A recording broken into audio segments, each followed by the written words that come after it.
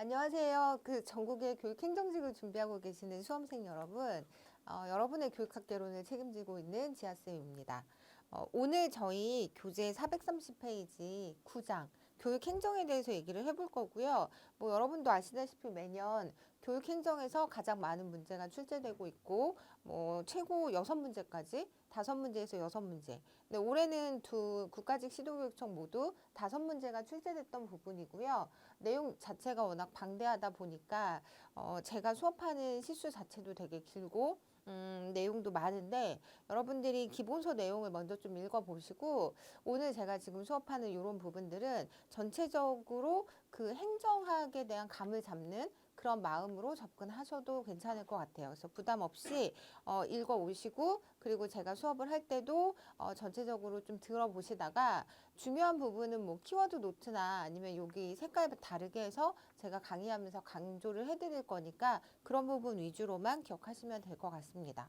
처음에 보시면 이제 출제가 좀 예전에는 많이 됐던 부분인데 최근에는 좀 안 나오고 있는 유형이긴 한데 교육행정의 개념을 물어보는 문제들이 과거에 많이 나왔었거든요. 근데 크게 여러분들이 구분하셔야 되는 건 교육에 관한 행정인지 교육을 위한 행정인지 이 두 가지로 나누는 게 되게 중요하고요. 교육에 관한 행정은 말 그대로 행정 자체에 포커스를 둔 개념이다라고 생각을 하시면 되는데 교육행정을 교육부가 수행하는 법적 기능 혹은 행정작용이라고 정의를 하는 거죠.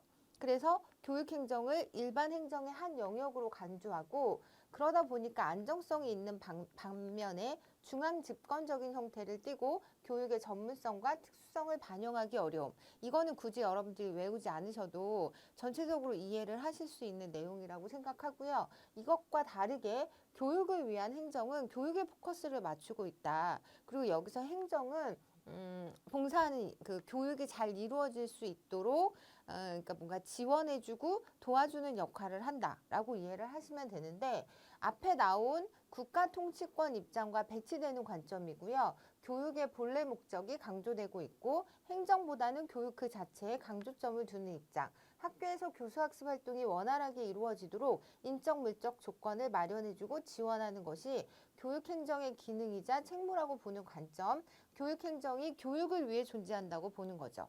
그러니까 이것도 여러분들이 내용 보시면 크게 어렵지 않게 이해하실 수 있을 것 같은데, 근데 이제 가장 중요한 건 뭐냐면 교육에 관한 행정과 교육을 위한 행정으로 나뉜다라는 개념이 여러분들한테 있는 게 제일 중요한 거고, 그리고 이제 같은 의미를 나타내는 용어로 교육에 관한 행정이라는 표현도 쓰지만 국가 통치권론이라는 표현도 이제 보기에 나오기 때문에 그것까지 여러분들이 이제 기억하시면 될 것 같아요.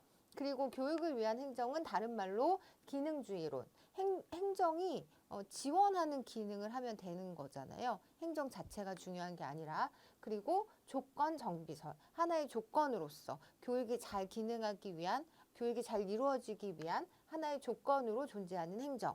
이래서 기능주의론이나 조건 정비설이라는 얘기가 나오면 이거는 교육을 위한 행정이구나라고 정리하시는 게 중요합니다.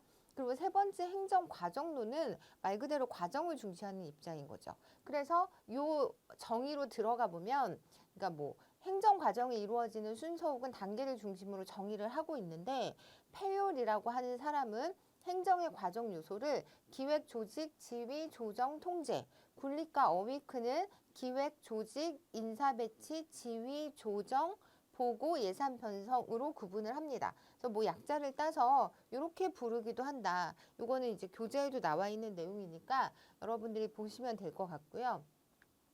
예전에 나왔던 문제, 예전에 많이 나왔던 문제라고 말씀을 드렸잖아요.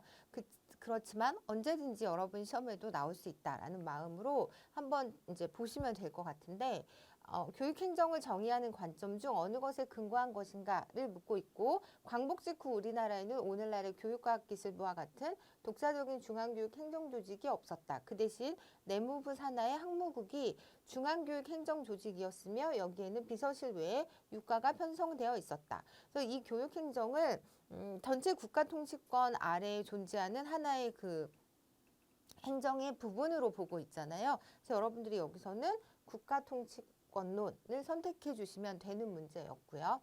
그리고 나서 이제 네 번째 정책 실현론이라는 건 뭐냐면 얘는 일단 우리가 정책이라는 내용 말이 나오면 이건 정치적인 과정이다라고 생각을 하시는 게 좋고요. 정치와 행정이 이원적으로 구분되지 않고 교육 정책과 관련한 입법과 행정은 상호 관련적인 것으로 간주하는 그런 입장이 정책 실현론이라고 볼 수 있고, 그리고 다섯 번째 협동행위로는 행정을 협동행위라고 보는 거죠. 그래서 행정의 본질을 조직원의 협동행위로 가정하고 조직 구성원인 개인이 각자의 소임을 수행하고 협동하는 과정을 통해 조직의 본래 목적을 달성한다고 보는 관점이고요. 여섯 번째가 교육 경영론 또는 교육 리더십론이라고 해서 교육 행정을 교육의 목적을 이루기 위해 지도자의 리더십이 발휘되는 활동으로 협동 행위론이 조직원의 협동과 의사소통을 강조하는 입장이라면, 교육 리더십론은 교육의 제반 조건을 마련하고 과업을 수행하는 과정에서 발휘되는 지도자의 리더십을 강조하는 입장이다라고 이해하고 넘어가시면 될 것 같아요. 근데 실제 문제로는 이 부분이 나오는 게 아니라 우리 처음에 살펴봤던 교육을 위한 행정인지 아니면 그 국가통치권론의 입장에서 이제 바라볼 수 있는 건지 뭐 이런 문제가 나온다라는 부분. 그래서 교재에 보면 430페이지에 국가통치권론이라고 되어 있으면서 가로에 행정 영역 구분설, 그리고 법규 해석적, 공권역설 이런 표현들이 있거든요. 그러니까 이 모든 표현들이 같은 개념이다라는 걸 좀 이해하시고요. 그리고 뭐 교육을 위한 행정이라고 할 때 기능주의론, 조건정비설은 제가 아까 말씀드렸으니까 그걸로 정리하시면 될 것 같습니다. 그리고 나서 문제를 또 보면 교육행정의 개념을 교육을 위한 행정과 교육에 관한 행정으로 구분할 때 교육에 관한 행정에 대한 설명으로 타당한 것은, 이렇게 두 가지로 나눠볼 수 있으면 이 보기에서도 다른 하나가 눈에 띄어야 되는 거잖아요. 그래서 내용을 보시면 행정보다 교육을 강조하는 입장, 행정의 지원적 성격에 초점을 맞추고 있다는 건 이것도 역시 교육을 강조하는 입장이잖아요. 교육행정을 행정의 하위 영역으로 간주하면서 행정의 종합성을 강조하려는 입장이 행정에 포커스를 둔 입장이기 때문에 얘가 좀 다른 내용이고, 교육의 본질과 자주성을 중시하는 입장 역시 교육을 강조하는 입장이어서 앞에 문제를 보지 않고서도 여러분들이 3번을 선택할 수 있었던 문제였고, 이 3번이 교육에 관한 행정에 관한 내용인 거죠. 라고 이해하시면 될 것 같아요. 그리고 나서 저희 이제 교육행정의 과정에 대해서 좀 알아볼 건데, 우리 교재 433페이지. 제가 아까 그 행정을 보는 관점에서 행정과정론이라고 하는 것이 행정과정이 이루어지는 순서 혹은 단계를 중심으로 정의한 관점이다라고 말씀을 드렸잖아요. 그리고 그때 페율이라는 사람의 그 과정 순서를 또 말씀을 드렸는데 이게 그 얘기거든요. 그래서 교육행정의 과정을 보자면 페율의 산업관리론에서는 기획, 조직, 명령, 조정, 통제, 그 작년, 재작년에 이 어떤 단계에 해당되는지를 물어보는 문제가 출제가 됐었잖아요. 그래서 여러분들이 기획이 뭔지, 조직, 명령, 조정이 어떤 걸 가리키는지를 좀 이해하셔야 되는데, 우리가 보통 기획이라고 하면 제가 영어로도 써드렸는데 플래닝이라고 할 때는 뭔가 계획을 수립하는 거다라고 생각을 하시고요. 좀 장기적인 계획을 말할 때 우리가 기획이라는 말을 쓰고요. 조직은 인적 물적 자원을 조직하고 체계화하는 일, 명령은 구성원으로 하여금 과업을 수행하도록 명령하는 거잖아요. 그리고 조정이라고 하는 건 모든 활동을 통합하고 상호 조정하는 일, 통합이라는 얘기가 나오면 여러분들이 조정이라는 과정을 떠올리시면 되고요. 통제는 정해진 규칙과 명령에 따라 일이 이루어지고 있는가를 확인하는 일이라고 정리를 하시면 될 것 같고요. 얘를 그러니까 세분화시켜서 그 굴릭과 어윅은 행정관리론에서 이렇게 정리를 하고 있거든요. 앞에 내용하고 겹치는 부분도 있는데 좀 추가된 부분도 있어서 얘도 좀 보시면, 기획은 조직의 목적을 달성하기 위해서 행동의 대상과 방법을 개괄적으로 확정하는 일. 물론 이제 계획 세운다라는 내용은 없지만 같은 개념으로 보시면 되고요. 조직은 공동의 목적을 달성하기 위해서 공식적 권한 구조를 설정하고 직무 내용을 배분하고 규정하는 일. 이라고 해서 조직을 정의하고 있고, 인사 배치는 설정된 구조와 직위에 적격한 직원을 채용 배치하고 작업에 적합한 근무 조건을 유지해 주는 일. 이거 여러분들이 상식적으로 알고 있는 인사 배치에 관한 내용이고요. 지휘는 조직의 장이 의사를 결정하고 그것을 각 부서에 대한 명령과 지시 등의 형태로 구체화하는 일. 조정, 각 부서별 업무 수행의 관계를 상호 관련시키고 원만하게 통합 조절하는 일이라는 표현이 나오면 이게 시험에 나왔던 거잖아요. 그래서 조정이라고 정리를 하시고요. 보고는 작업 진척 상황에 대한 기록 조사, 연구, 감독 등을 통해 조직의 장이 자신과 하위 직원들에게 정보를 제공하는 일.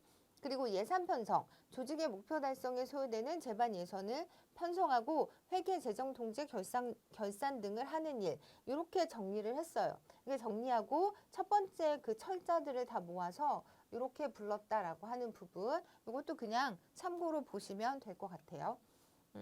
그리고 이제 더 나아가서 요 두 앞에서 봤던 페율의 행정의 과정과 귤릿과 어위크의 행정관리론을 합쳐서 플랜도시라고 해서 이렇게 만들어내거든요. 여기서도 다시 한번 그 과정들이 나오는데 앞에 두 그 과정이 통합된 형태다라고 보시면 되고요.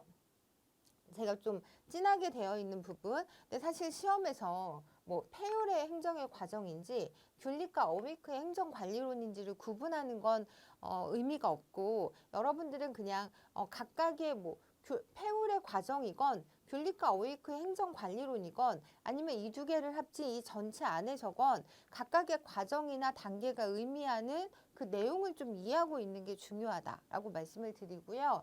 뭐 여기 기획과 여기 기획과 이 합친 기획이 완전 다른 내용이 아니잖아요. 그래서 이 단어의 의미를 알려고 좀 이해하려고 노력하시는 게 중요하다라는 말씀을 드립니다. 그래서 1번 보시면 기획을 어떻게 정의했냐면 교육의 목표를 설정하고 목표 달성에 필요한 최선의 방법과 절차를 마련하는 사전 준비 과정이라고 이제 얘기를 할 수 있다. 이렇게도 말할 수 있고 저렇게도 말할 수 있는 거잖아요.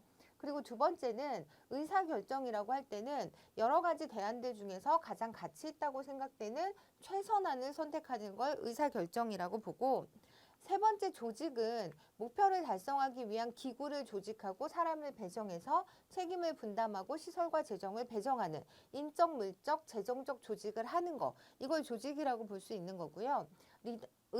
의사소통이라는 건 언어, 문자, 공문, 게시판 등이 모두 의사소통의 수단이 될 수 있는데 최근에는 신체 언어의 중요성도 강조되고 있다. 그리고 리더십이라고 하는 건 조직 구성원으로 하여금 조직의 목표 달성을 위해서 노력하도록 리더가 영향력을 발휘하는 거. 뭐 요거 이제 나중에 뒤에 가면 변혁적 리더십에도 이런 비슷한 얘기가 나오는데 이런 내용이 나오면 리더십에 관련된 내용이구나라고 생각을 하시고요.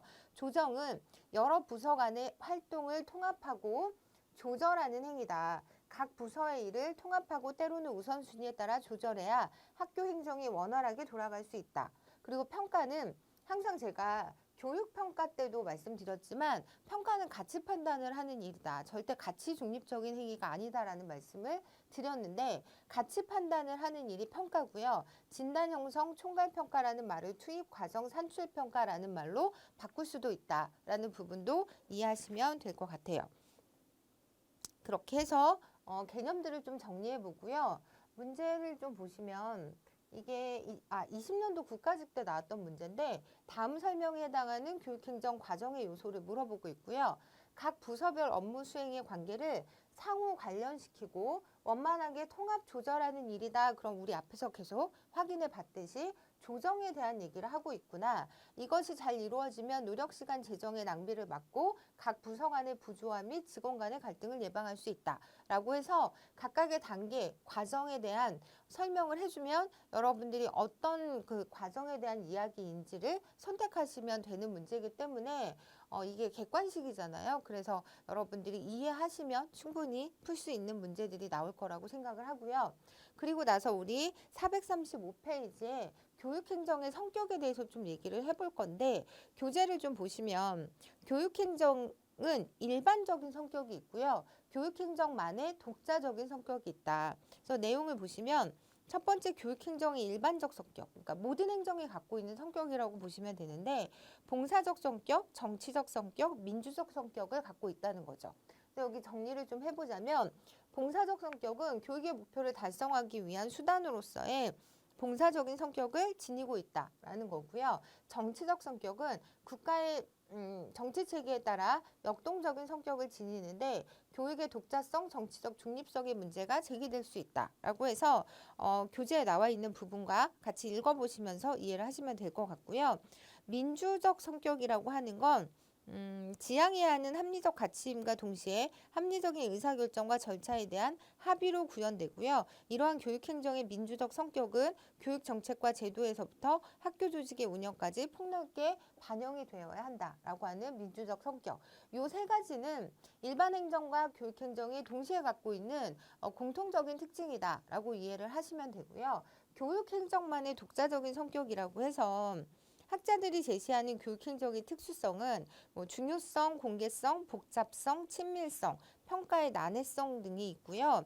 이러한 교육행정의 특수성으로부터 다음과 같은 교육행정의 독자적인 성격이 나타난다라고 해서 436페이지에 설명이 다 되어 있거든요. 그래서 첫 번째 보시면 중요성이라고 해서 이 중요성이 공개성과 관련이 되는 개념으로 교육은 공공의 성격이 강하므로 공개적인 성격을 지닌다.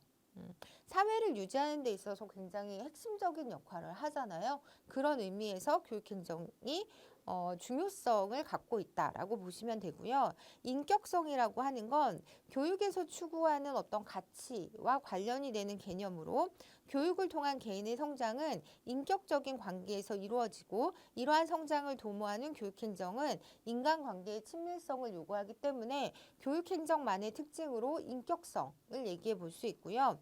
전문적이라는 건 교육활동 자체가 지적이기 때문에 교직뿐 아니라 교육행정가는 전문가 집단에 속하고 교육과 행정에 대한 전문성을 겸비해야 한다.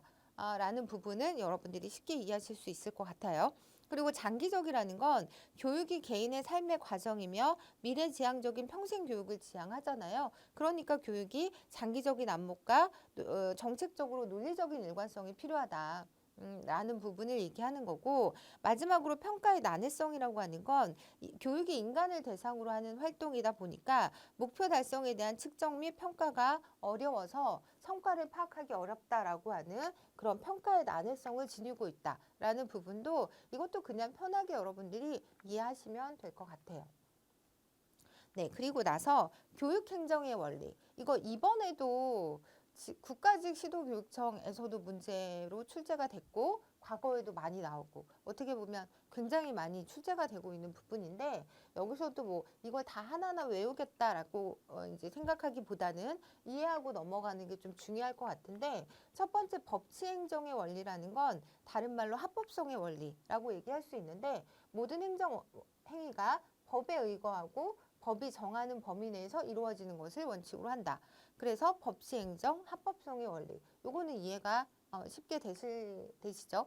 그리고 두 번째는 민주성의 원리. 그러니까 우리가 이제 민주성의 원리, 자주성의 원리 개념이 함께 막 쓰이다 보니까 이런 부분이 좀 헷갈릴 수 있는데 제가 저번에도 말씀드렸던 것처럼 민주성의 원리라고 하는 건 참여, 합의, 뭐 이런 말. 그러니까 반영과 참여라는 표현이 들어가면 민주성이다라는 말씀을 드렸잖아요. 그래서 뭐 반영한다거나 그리고 참여시킨다라고 하면 민주성의 원리를 꼭 선택하셔야 된다. 그리고 자주 독립이라고 해서 뭔가 독자적으로 결정한다라고 하면 자주성이라고 말씀을 드렸어요. 이 두 가지가 가장 헷갈리니까 반영이나 참여라는 표현이 나오면 민주성, 자주 독립이라고 해서 독립적으로라는 표현이 나오면 자주성의 원리, 자율성의 원리 이렇게 정리를 하시고 효율성의 원리는 경제성의 원리라고 해서 최소한의 시간과 노력을 투입해서 최대한의 효과를 얻으려고 한다라고 하면 우리가 그건 효율성의 원리라고 볼 수 있는 거잖아요.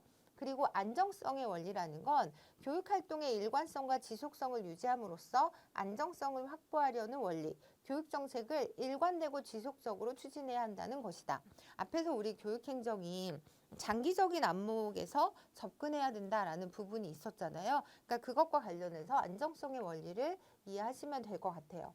그리고 적응성의 원리는 교육행정에는 끊임없는 사회 변화에 수동적으로 순응하는 소극적 적응보다는 오히려 능동적인 대처로 변화를 주도하고 조절하는 능력이 요구된다. 단 이 원리를 강조하다 보면 안정성을 해칠 우려가 있다라고 해서 시시각각 변하는 어떤 사회의 현실에 보다 잘 적응할 수 있는 그런 적응성의 원리가 중요하다라는 얘기인데, 이 부분을 강조하다 보면 앞에서 봤던 장기적인 안목에서 접근해야 하는 그 안정성의 원리와 충돌할 수 있는 부분이 있다라고 이해하시면 될 것 같아요.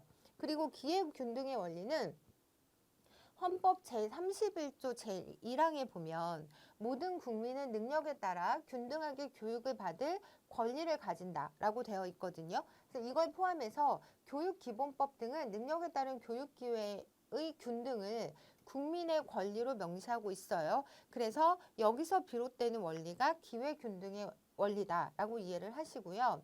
권한의 적정 집중 원리라고 하는 건 다른 말로 적도 집권의 원리라고도 표현을 하는데, 특정 조직 집단 개인에게 권한이 집중되지 않고 집권과 분권이 적절하게 균형을 이루어야 함을 말하는 개념이고요. 중앙과 지방 사이의 적정한 권한 배분뿐만 아니라 교육청과 단위학교 내의 구성원 간의 권한의 배분이 균형적으로 이루어져야 한다라고 보는 관점이 권한의 적정 집중 원리 또는 적도 집권의 원리, 이 두 가지 표현을 다 기억하시면 좋을 것 같아요. 그래서 문제를 보시면 이게 교재 437페이지에도 나와 있는 내용인데, 교육행정의 원리에 대한 설명으로 옳지 않은 것은? 이라고 물어보고 있고요. 일단 답은 보시면 그 안정성의 원리는 교육정책을 일관되고 지속적으로 추진해야 한다. 이건 맞는 내용이죠.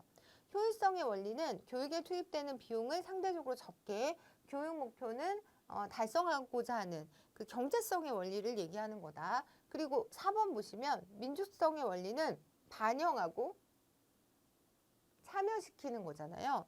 반영하고 참여시키는 게 민주성, 그리고 자주독립이 자주성이라고 했는데, 여기 보시면 또 반영하고 참여를 강조한다라는 표현을 썼잖아요. 그래서 얘는 민주성이다 라고 해서 자주성이 아니고 답이 3번인 내용이었는데, 요거 이렇게 정리하시면 될 것 같아요. 그래서 민주성은 반영과 참여라는 키워드로 푸시고, 자주성은 독립, 자주독립 이렇게 연결하시면 어렵지 않게 푸실 수 있을 것 같고요. 그리고 여기서는 학교 조직의 그 운영 원리에 대한 설명으로 옳지 않은 것은? 이라고 물어보고 있는데, 일단 맞는 게 3개고 틀린 게 하나잖아요. 그래서 내용을 좀 보시면, 적도 집권의 원리는 분권을 중심으로 학교 조직을 운영하는 것이다.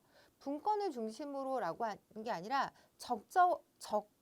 적절하게 적도 집권이잖아요. 그래서 우리 지금 살펴본 내용 보면 437페이지에 적도 집권의 원리가 그 특정 조직 집단 개인에게 권한이 집중되지 않고 집권과 분권이 적절하게 균형을 이루는 거잖아요. 근데 여기서는 분권을 중심으로 학교 조직을 운영한다라고 했기 때문에 이거 좀 이상한데? 라고 좀 생각을 해보셔야 되고요. 나머지도 역시 체크를 해야죠. 1번만 볼 게 아니라, 분업의 원리는 조직의 업무를 직능 또는 특성별로 구분해서 한 사람에게 동일한 업무를 분담시키는 것이고, 조정의 원리는 조직의 목표 달성을 위해서 구성원의 노력을 집결시키고 업무 간 집단 간 상호관계를 조화롭게 유도시키는 것이고, 계층의 원리는 조직의 목표를 달성하기 위한 업무를 수행함에 있어 권한과 책임의 정도에 따라 직위를 수직적으로 서열화 등급화하는 것이다 라고 해서, 이 문제는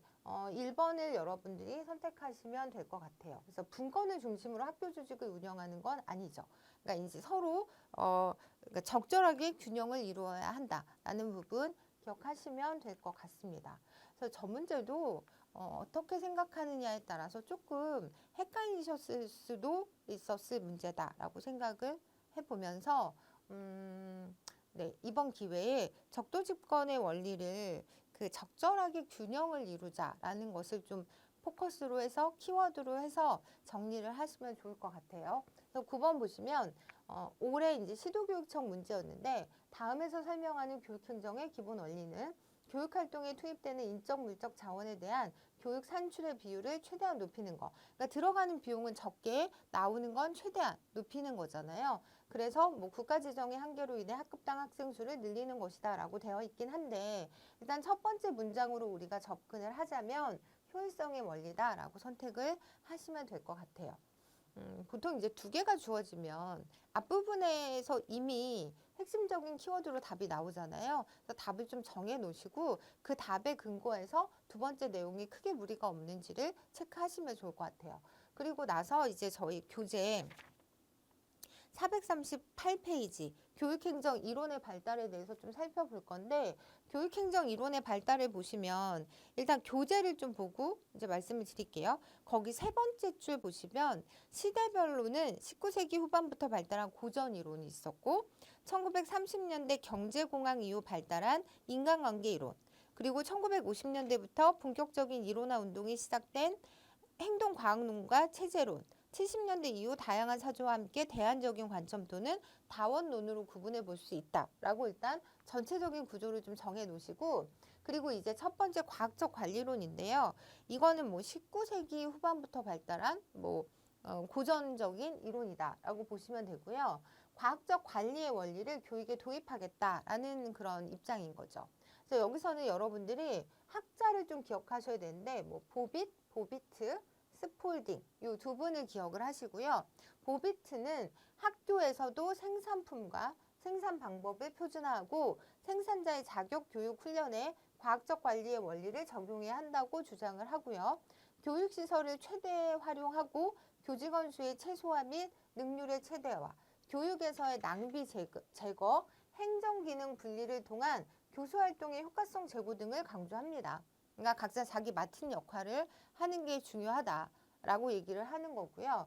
그리고 요거 관련해서 우리 이번에 시험에 나왔었잖아요. 그래서 물론 교육과정 내용, 교육과정을 구성하는 방식을 과학적 방식으로 접근을 해야 된다. 뭐 이렇게 말씀을 하시긴 했지만 어쨌든 그 문제에서도 답이 보빗이었는데 이따 한번 살펴보도록 할게요. 그러니까 교육행정에서 과학적 관리론을 주장한 건 맞지만 교육 전체에서 봤을 때 다른 부분에 있어서도 영향을 미쳤다라고 이해를 하시면 될 것 같고요. 두 번째 스폴딩을 보시면 교육행정가가 기업 경영의 원리에 따라 업무를 수행할 것을 주장하고 교육행정에 적용되는 과학적 관리의 본질을 성과의 측정과 비교, 성과 달성의 조건, 수단, 시간에 대한 비교 분석, 좋은 성과를 가져오는 수단의 채택과 활용으로 설명해서 뭔가 교육행정 자체를 기업 경영의 원리랑 좀 결합을 시킨 느낌이 들잖아요.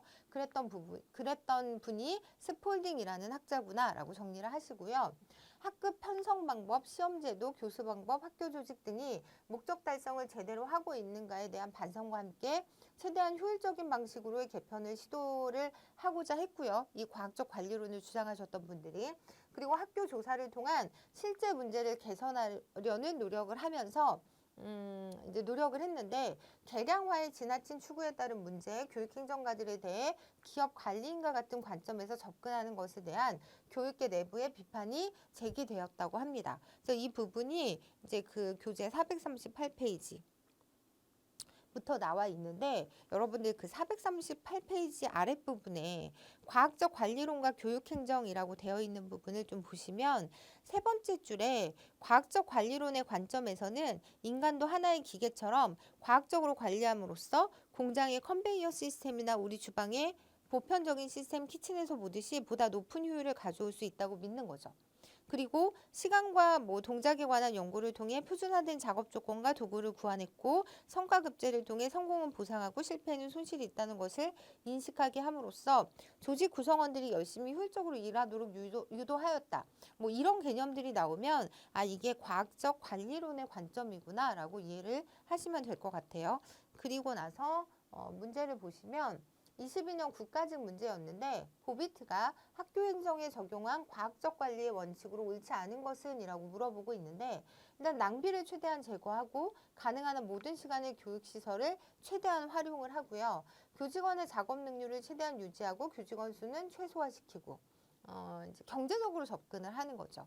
그런데 마지막에 교원은 학생을 가르치는 일과 함께 학교 행정의 책임도 져야 한다라고 했는데 이게 아니라 각자 자기 맡은 역할만 하면 되는 게 그 과학적 관리론의 입장이다라고 이해를 하시면 돼요. 그러니까 행정기능 분리를 통한 교수활동의 효과성 제고 이렇게 표현할 수도 있는 거죠.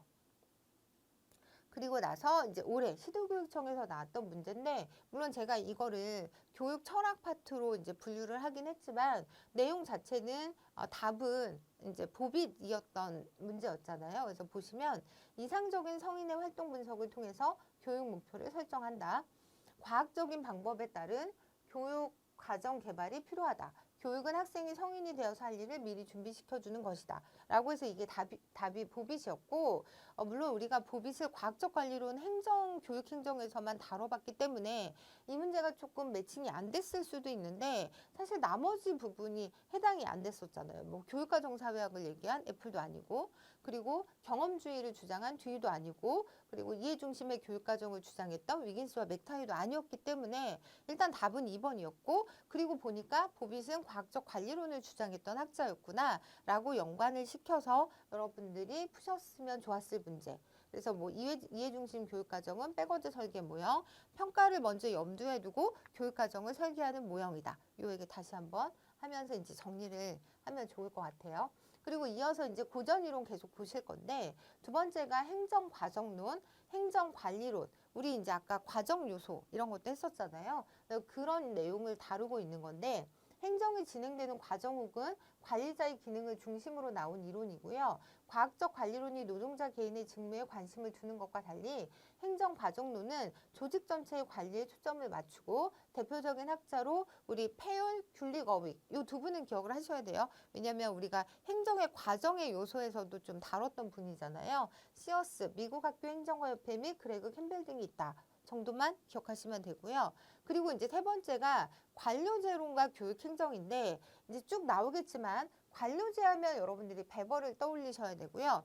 관료제, 배버는 특정한 명령이 구성원들에 의해 준수될 가능성인 권위라는 개념을 좀 이제 주장하셨는데 정당화되는 방법에 따라 전통적 권위, 신비적 권위, 합리적 권위, 합법적 권위로 나누면서 합리적, 합법적 권위에 의한 관료적 지배를 주장을 하죠. 그러면서 그렇게 이제 지배가 이루어지는 이성적인 관료제를 제시하였다라고 기억을 하시고요. 학교의 조직 구조는 두 가지 특성, 법적 제도적 측면에서는 관료제적 속성을 갖고 교수학습을 중심으로 한 교사의 전문성 측면에서는 느슨한 조직으로서의 속성을 갖는다. 요거 뒤에 다시 한번 나올 건데 요거 좀 기억하시고요. 그리고 다음 장 보면 이제 배버 관료제의 순기능과 역기능 관련해서 문제가 많이 나오고 있거든요.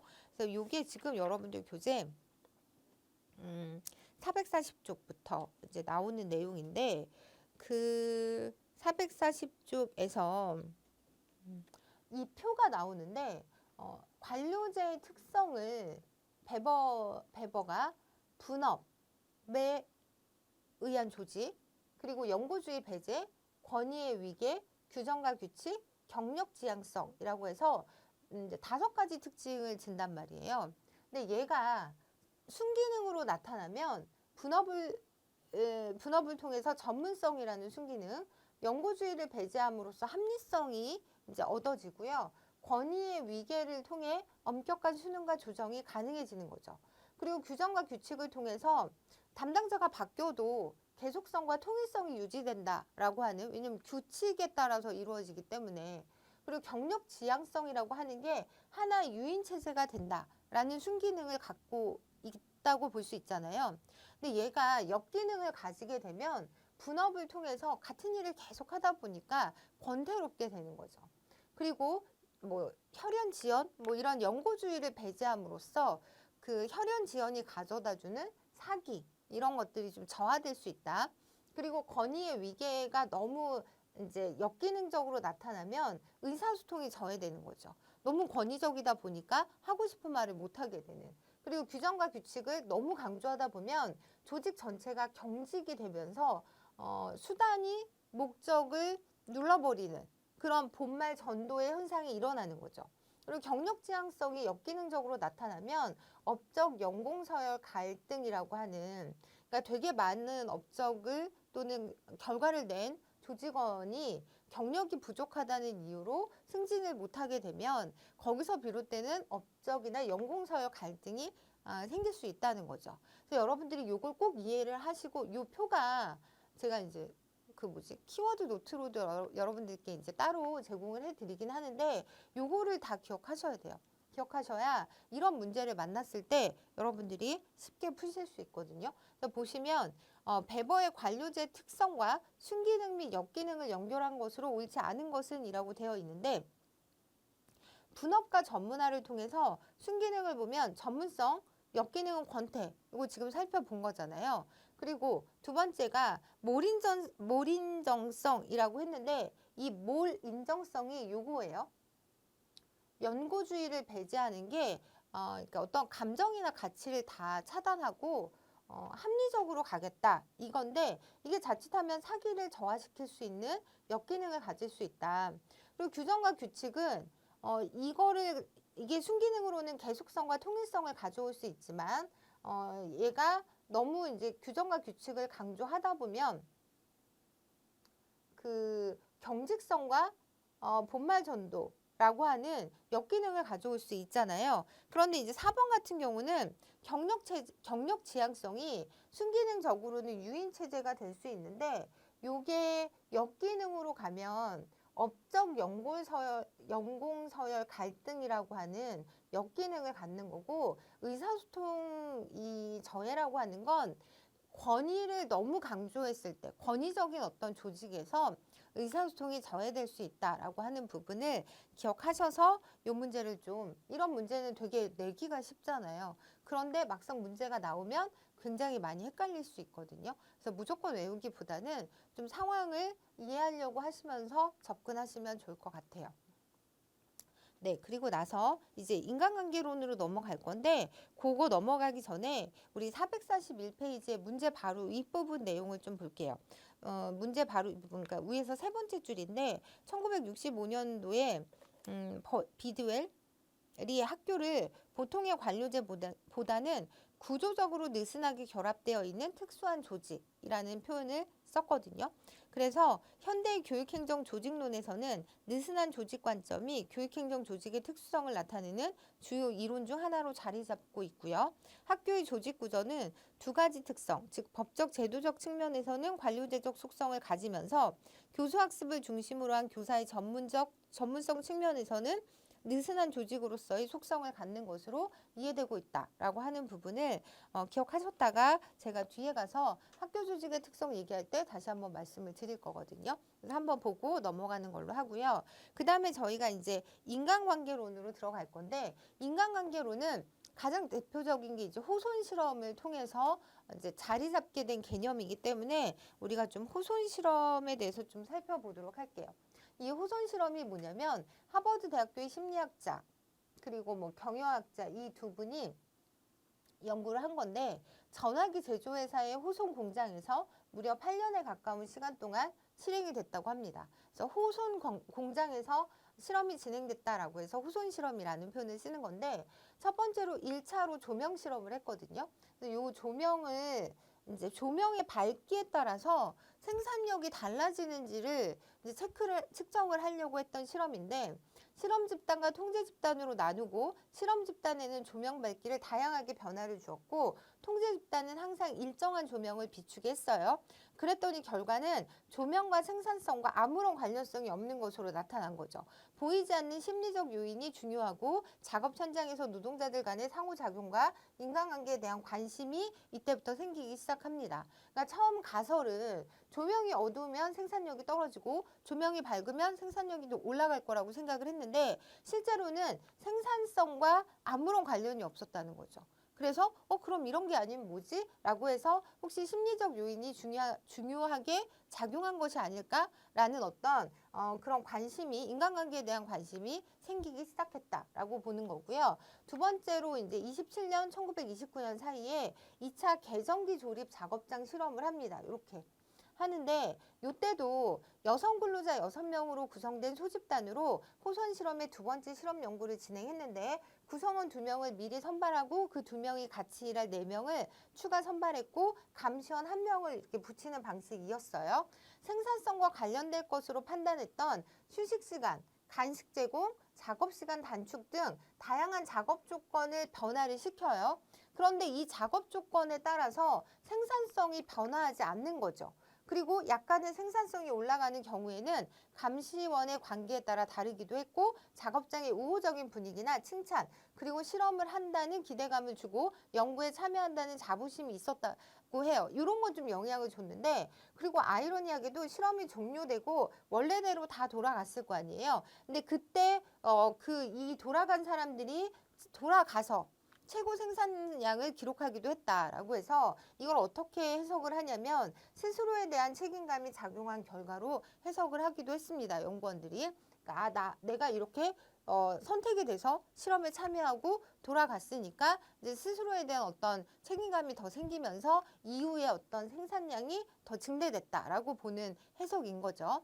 그리고 세 번째 3차 면접 연구가 있었는데 얘는 뭐냐면 계정기 조리 작업장 실험에서 발견한 생산성에 영향을 미치는 심리적 요인을 다시 확인하기 위해서 공장의 모든 근로자들을 대상으로 2년에 걸쳐 면접을 진행해요.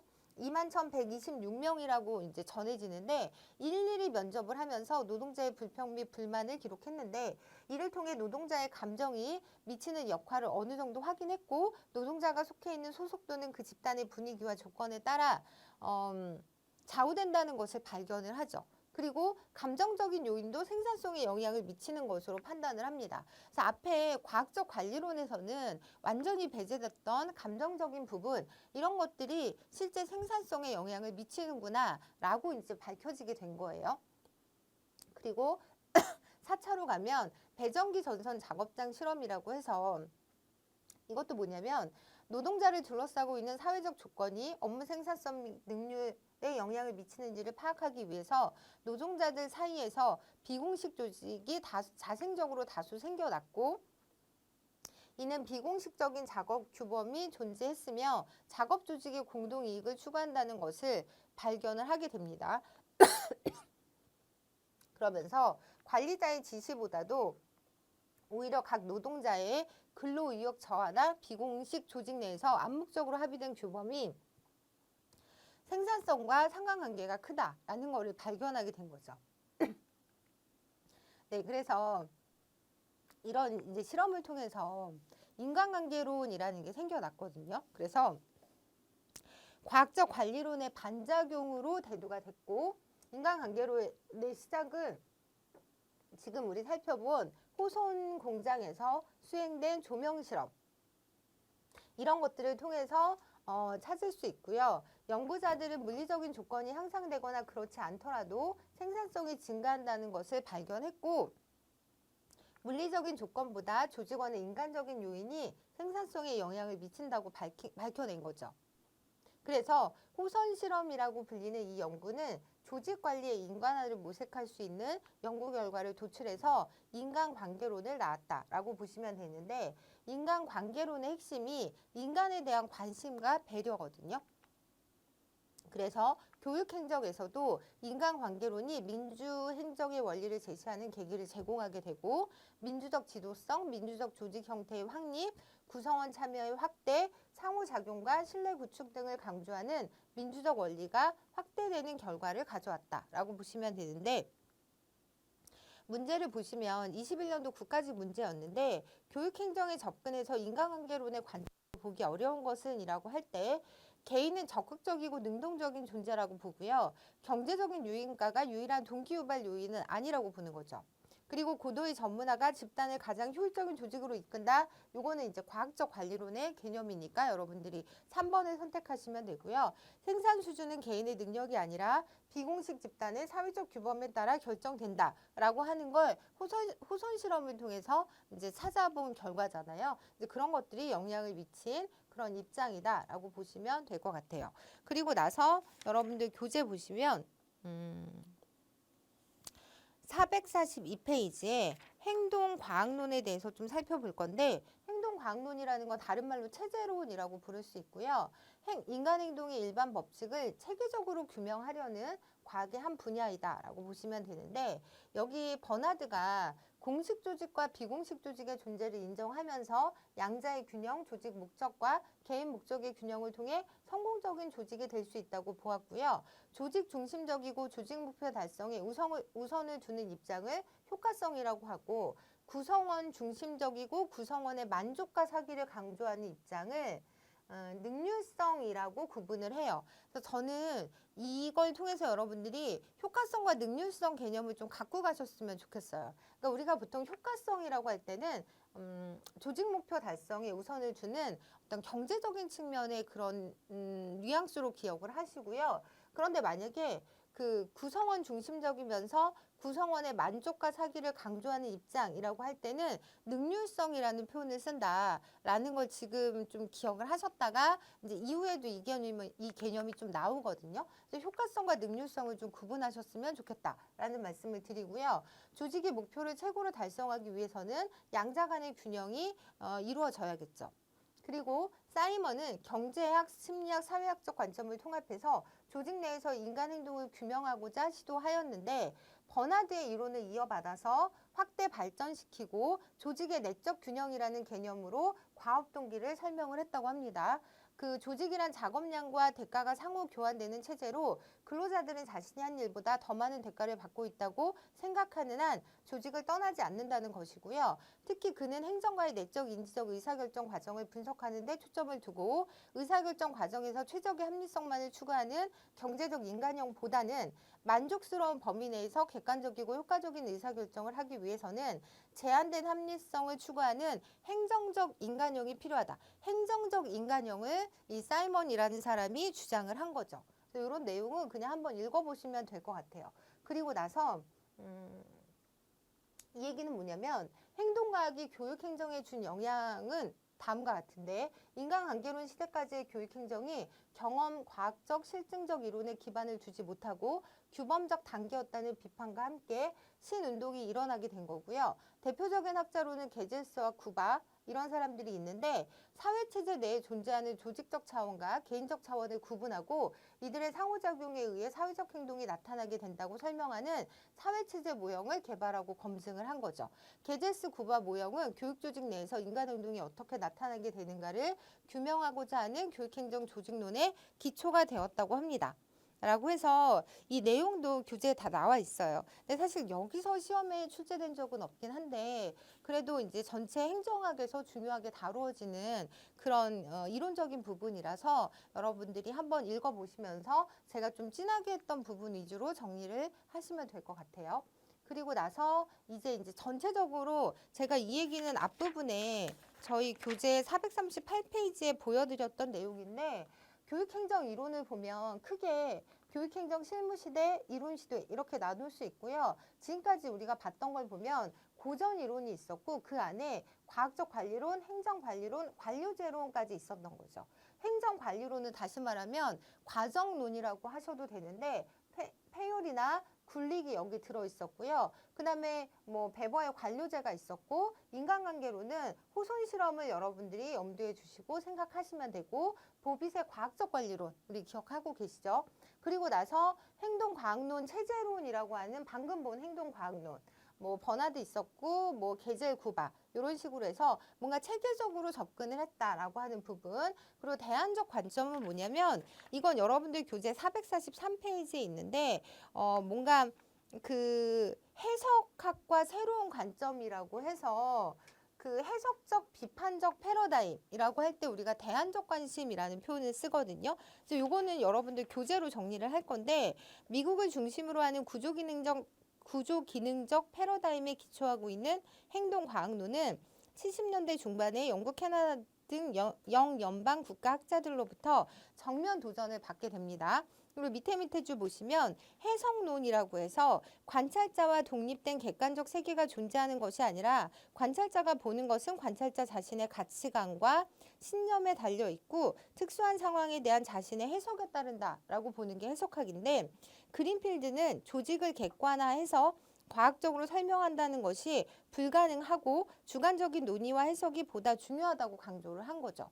해석학적인 입장에서 또한 연구 방법론 상에서도 행동 과학론이 양적 연구와 가설의 검증을 중시하는 것과 달리 질적 연구를 통한 이해와 해석의 중요성을 강조하는 그런 대안적인 어떤 관심에서 비롯된 접근이 생겨났다라는 정도만 이해하시면 되고요. 그린필드라는 학자도 좀 보시면 좋을 것 같아요. 그렇게 해서 요 정도로 정리를 하고 저는 잠깐 쉬었다가 학교 조직론부터 시작하도록 할게요.